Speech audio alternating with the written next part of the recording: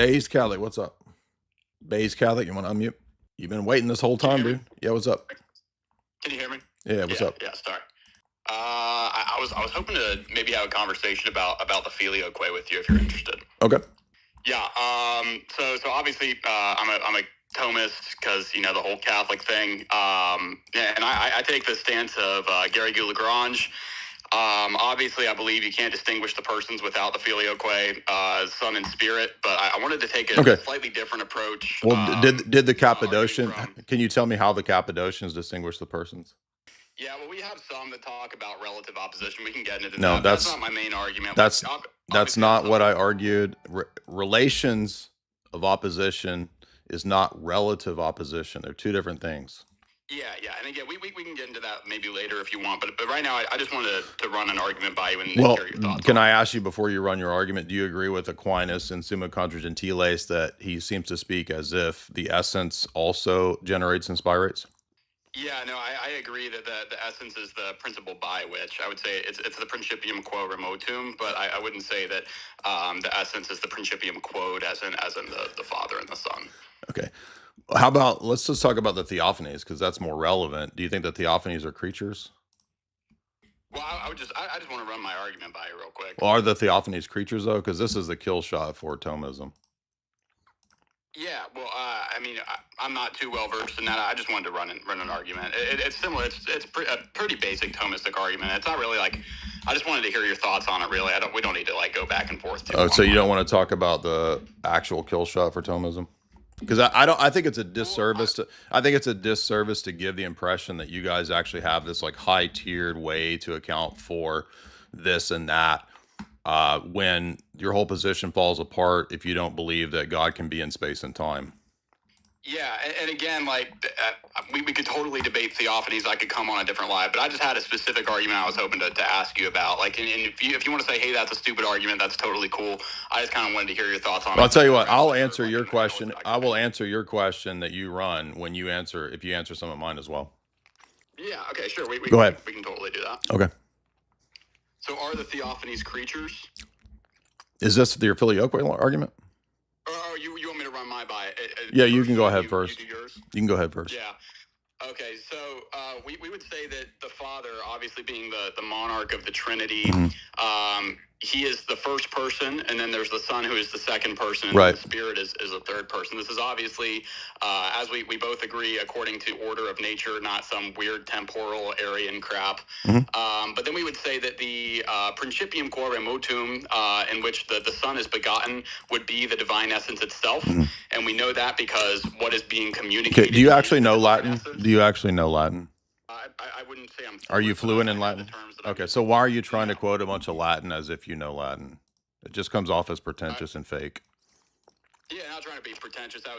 That's just the typical terms that are used. I can say it in English. No, it's the typical terms that are used for people that know Latin, and you don't know Latin, so you're doing it to give the impression that you're a scholar. Do you have a language degree? No, I wasn't trying to be a scholar. Right. It's just that's just how I've heard it referenced. The people I've talked to, they reference it that way. I can speak all in English if you would like. Go ahead and make your argument. Yeah. Do you want me to do? Just make the argument anymore. Okay. Yeah. So the principium quo remotum, which would be the divine essence, we know that it's the divine essence because that's what's being communicated to the Son. The Father is not communicating paternity, but rather he's communicating divinity to the Son. And he's also generating the hypostasis of the Son too, right? Sure. But when he begets the Son, what is being communicated is the divine essence. And at this time, obviously using temporal language to describe the Trinity, because that's the best way to do it, the Spirit is not being spirated yet, according to the order of nature. And so that would mean that in the divine essence, in the divine nature, the principium quo remotum, we still have spiration. And so if we're to say that the Son does not receive spiration when the divine essence is communicated to him, he's not receiving the fullness of what is in the divine nature. And so that would mean that he is in some way. Okay, so does the Holy Spirit receive spiration as well because he has the fullness of divine nature? Yeah, so that's where the distinction between principium quo remotum and principium quo proximum, or for people who don't speak Latin. Where is that?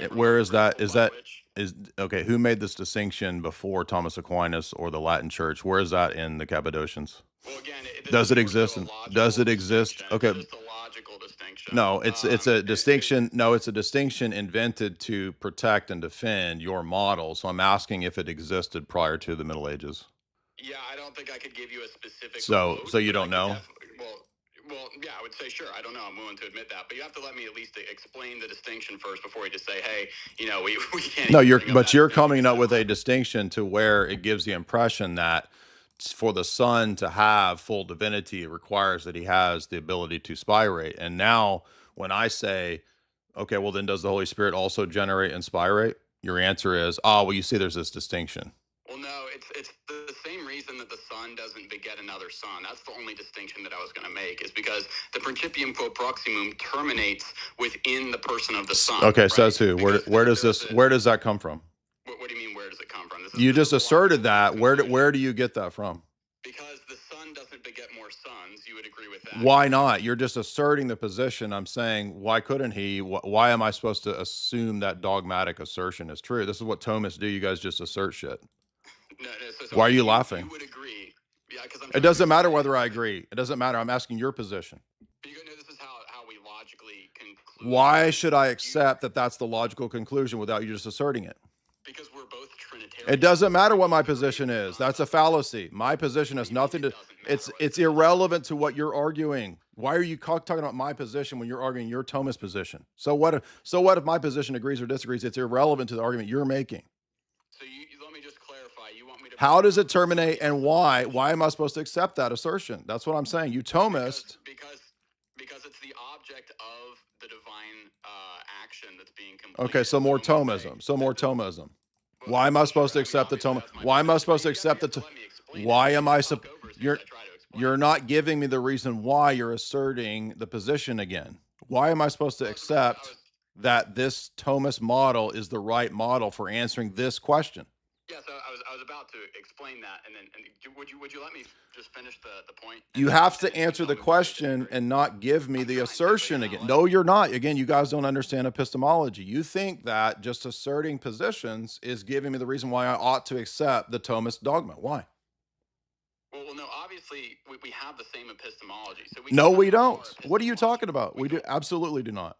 We have the fathers in the church. We can borrow. No, I do not. I've spent 10 years arguing against your epistemology. We do not have the same epistemology. You have a classical foundationalist model of epistemology. I do not. That's why I debated Trent Horn against natural theology. I reject your whole system and paradigm. Okay. How about you let me say the point that I'm trying to make, and then you can tell me afterwards. No, because you can keep yapping and filibustering and not answering the question. I'm asking you an epistemic question. Why should I accept the Thomistic account of that question when I don't accept Thomism? And you said, well, you have the same type of position, the same epistemology. No, I don't.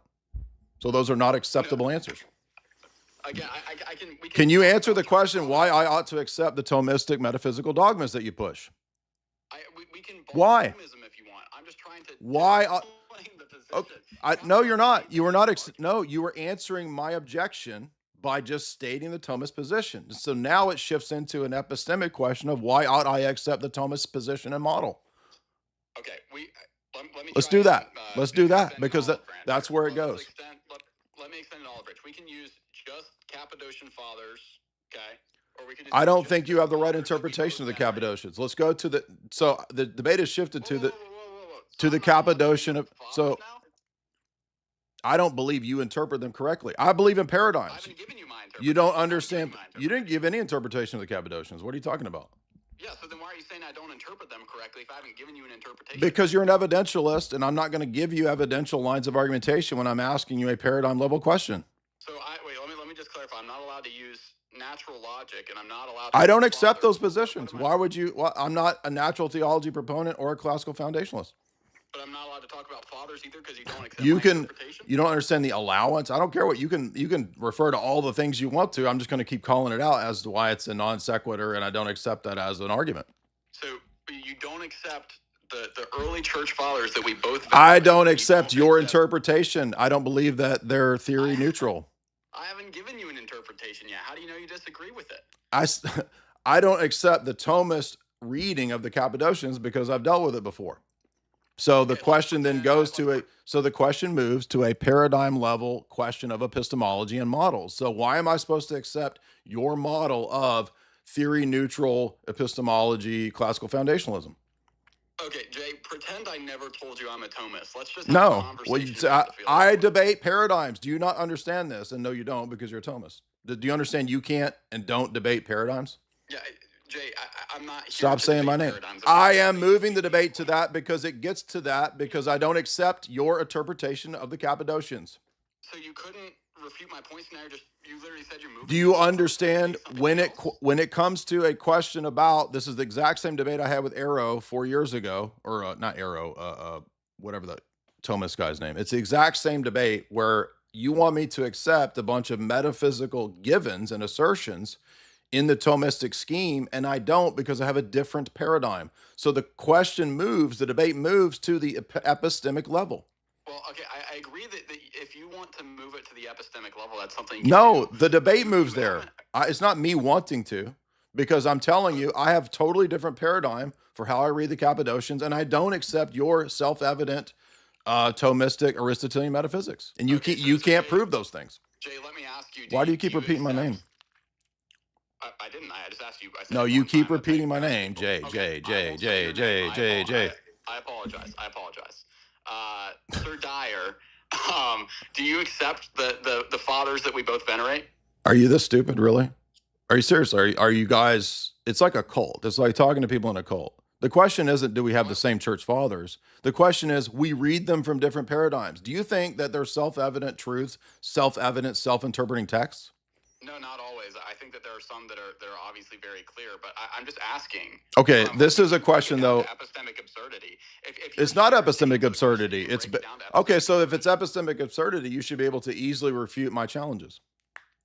No, because everyone can be broken down to epistemic absurdity. That's this sophistry that you're trying to impose. It's not sophistry, but like, hey, no. we both agree Okay. on the fathers. You won't even Simple. No, we don't agree on the fathers. That's what I'm telling you. We do not agree on the fathers. We agree on who they are, not how to read them.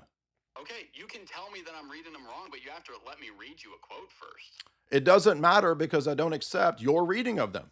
It literally doesn't matter. I'm not a Thomist, and I'm not going to read the Cappadocians in a Thomist lens like you guys do.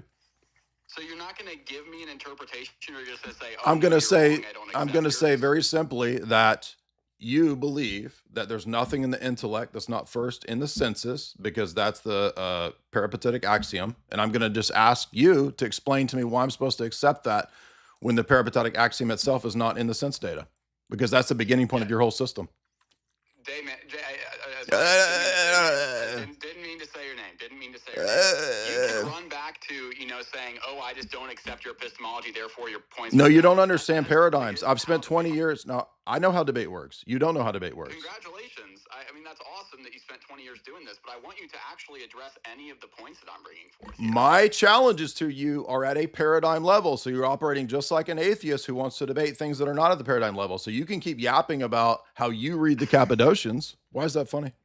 Because, Jay, you haven't answered any of my points. You interrupted. Because my challenge is not at the level that you're arguing. It's at a presuppositional level. Jay, when I came up here, you agreed to have a conversation about the filio question. And then it turned into a paradigm level interpretive debate. It didn't turn into that. It did, because that's the questions. That's the questions I'm asking you. So you can either address those or just ignore them. Okay. So, Jay. I agree. I did it again. No, you're actually just doing it because you think it's funny. It's not bothering me. It just makes you look like you're silly, like just saying my name. It's weird. It's like neurolinguistic programming or whatever. Maybe I'm just a little nervous. I don't know, man. Sure. I'll bet you are. So again, you understand that my approach is paradigm apologetics. That's my whole thing. That's what I do. Now, you can address that type of stuff or not. I don't care what you do, because I left your system a long time ago because it's retarded and thinking gay. So you can either address my line of argumentation, or you can just keep yapping at something that's irrelevant to what I'm arguing. Okay, how about you tell me your paradigm, and I will argue from that. Yeah, so I don't accept the peripatetic axiom. Okay. So that's Thomism 101. Now tell me why I'm supposed to accept it. Well, I don't have to prove. Do you know what the peripatetic? Do you know what it is? Is it basically like nothing in the intellect intellect is not first in the senses? Yeah, so that's the beginning point of your whole system in terms of epistemology, in terms of how you know things, how you reason about the world. So tell me, make sense of that. If the peripatetic axiom itself is not an insense data, then it's self-refuting. Yeah, okay, sure. It's self-refuting. Thomism is wrong, but can we talk about the filioque? No, because that's your paradigm from which you read the Cappadocians, you goober. So you admit so you just admitted that so you admit your paradigm is wrong? Yeah, sure. Tossed it out. Okay, well then Thomism's false. Then why would I argue with somebody who you just admitted your paradigm's not wrong? Why would I argue with you if your paradigm's wrong? I've adopted the J. Dyer paradigm. I'll argue from whatever standpoint you want, from whatever paradigm you want. I just want to have a conversation about the filioque. Filioque. I don't accept arguments about let's say if I was debating, let me explain why I don't do this. The reason I don't do this is because if I'm debating an atheist and they throw a bunch of quote facts at me and a bunch of quote data at me and their interpretation of this or that fact, it's an unfruitful debate and exercise, because the real point of contention is not the interpretation of this or that text or this or that data. Just like it's not a question of interpreting this or that church father. It doesn't really is irrelevant if we have completely different paradigms from the starting point. And the fact that we have common church fathers has nothing to do with whether we have the same paradigms, right? Because I read them from a totally different vantage point than a Thomist lens, just like Dionysius. Orthodox read Dionysius from a very different lens than the Thomistic lens of reading Dionysius. So why am I you can't solve this debate by just citing Dionysius. When I debated Eric Ibarra, I made the same point. We have two totally different paradigms. And Eric says, why don't you just let me stack up all the papal quotes? Because I have a paradigm level argument. And if I have one contradiction, that negates all of your papal quote mines. They're all canceled out. That's the strength of a kill shot paradigm level argument. That's what I do. So you can either address that or we can just keep talking past each other. So Jay, just to clarify, I can't quote the fathers on the filioque because... Good God. Have you ever heard me debate it? You're literally arguing the way an atheist does. So you won't listen to the science facts. You won't listen to the science facts. You don't believe the science. It's the same argument. Well, I understand that you want to take this down to the paradigm level. I understand. Because in the discussion, it already got to that. That's what I'm saying. But I'm already saying, for the sake of this conversation, I am granting your exact worldview. Whatever you want it to be, I will grant that. Well, obviously, I still hold if you grant my worldview, then why would I accept a debate with a worldview that you admit doesn't work? I'm not, again... Is your worldview built on foundations? I mean, does it have the foundation of being built on the peripatetic axiom? If you can't if you can't justify your first... I already told you for the sake of the conversation... If you can't grant first... Well, so you can't defend your first principles?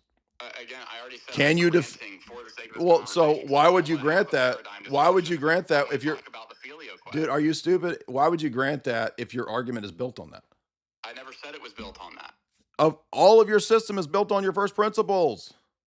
I literally told you I was willing to argue from the fathers alone, not using any Thomistic idea. There's no such... That doesn't exist, you idiot. That doesn't exist. You have a paradigm like I have a paradigm. That doesn't exist. There is no arguing as if the church fathers are theory neutral. I'm arguing they're theory laden. Yeah, okay, and obviously I can take... Do you understand what that means? Do you understand? I'm not making an internal critique. Agree with you. Do you think that... I'm saying that I am, Jay, that I'm willing to take on your worldview to show you through internal critique that the fathers that you think affirm your theology actually disagree with you. That's no, they don't. Well, then why aren't you debating Dr. Bo Branson, who has an entire dissertation on this? Why don't you go debate him? Because he doesn't have an open debate call. Sure, he does. He's debated right now. Well, not right now, no, but he's debated multiple people. So your answer is just go debate someone else because I don't want to talk about the fathers? No, you don't want to address the fundamental conflict between our system and Thomism. And you just admitted that you don't have to justify your first principles. Why should I accept your Thomist interpretation if you can't address your first principles? Jay, you keep on bringing up Thomism. I'm telling you that. You said you were Thomist, you idiot. This debate. Yeah, I brought it up. I already told you multiple times. For the sake of this debate, we can throw Thomism out the window. I just want to talk about the fathers. I want to talk about fathers. No, we can't. We can't talk about the fathers? If it's a paradigm level debate, you can't just go to the church fathers. That's my point. You have the wrong paradigm and the wrong starting point. Okay, tell me the starting point. We'll go from there. This is how... I want you to tell me why I'm supposed to accept your first principle, which is the peripatetic axiom. Prove that to me. I So you can't. So conversation, you can't we prove. can- Are you admitting you can't prove your first principles? I don't want you to do it for the sake of argument. Are you just admitting that you can't prove your first principles? For the sake of this No. conversation, I'm an idiot. I don't understand the first All right, principles. this is a waste of time. That's So totally he's not fine. going to do it. So he noticed he won't admit that there isn't an argument for first principles because I'm not going to concede that the church fathers are theory neutral. To go down that line of argumentation would assume that, well, you just read the church fathers. It's just like a Protestant. You just read the clear text of scripture. You just read the clear writings of the church fathers. That's why he's now having to discard his Thomistic position because they can't justify their first principles. And their first principles are what the rest of the Thomistic system hangs on. It's literally called foundationalism because it's stacked up. If I pull out the foundation, all the rest of this stuff falls apart. And I told him a million times, I don't believe and I don't accept your Thomistic reading of the Cappadocians. Nor does Dr. Branson. That's what his thesis is partly about. So you're saying that was Jesus and whatnot? Are you guys joking or being serious? Just for the record, you guys all see how mean Jay Dyer is again. This is a great example of his meanness. Just wanted to say that. Yeah. So I don't know why he had to. Why did he come under a hidden sock account when we were talking in DMs about having a conversation? So again, It's a really weird thing of that. They're like, oh yeah, I believe everything you believe. Just grant everything. Just let me do this one thing. Just come on, let me do it. Yeah. And you notice this is a common thing that young guys do where they pretend that they have these linguistic skills. Exact same thing that Ananda did, right? Oh, I'm a linguistic translator. Oh, really? What languages do you have degrees in? Oh, I don't have a degree in anything. Oh, how are you a linguistic translator? AI.